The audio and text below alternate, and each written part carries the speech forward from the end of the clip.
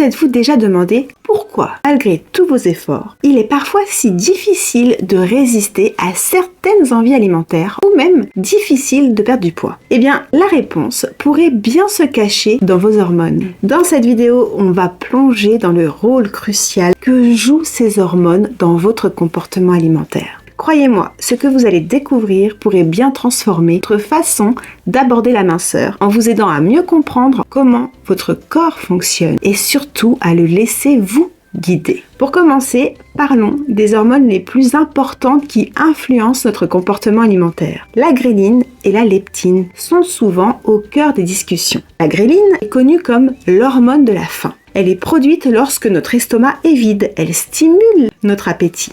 En revanche, la leptine, appelée l'hormone de la satiété, est produite par nos cellules graisseuses. Elle envoie des signaux à notre cerveau pour que nous arrêtions de manger car nous n'avons plus faim. Et non, parce que nous sommes ballonnés. Maintenant, imaginez un scénario. Si vous êtes souvent stressé, cela peut dérégler la production de ces hormones. Le stress chronique, comme celui lié au travail, aux relations ou même à des préoccupations financières, peut augmenter les niveaux de cortisol, cette fameuse hormone du stress. Ce cortisol peut à son tour augmenter la production de gréline, ce qui vous donne encore plus envie de manger, surtout des aliments sucrés ou gras, et cela réduit également la sensibilité à la leptine, à votre satiété.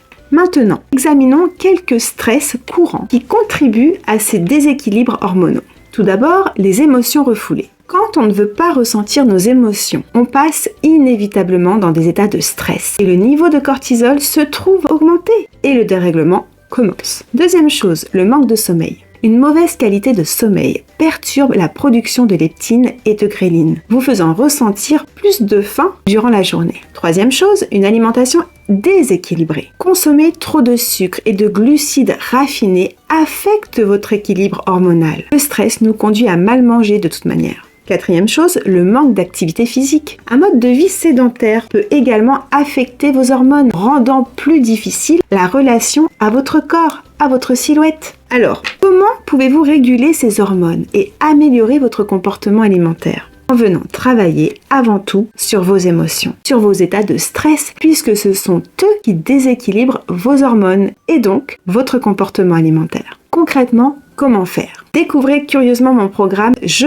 mincis pour de bon » dans lequel vous viendrez travailler principalement sur vos émotions, sur vos états de stress. Ce programme est basé sur les neurosciences et l'épigénétique, une approche durable et efficace pour retrouver sérénité dans votre tête, dans votre corps. Retrouvez toutes les infos dans la description. Et pour ne rien manquer sur la minceur, sur le bien-être, abonnez-vous dès maintenant à ma chaîne. À très bientôt pour de nouvelles vidéos.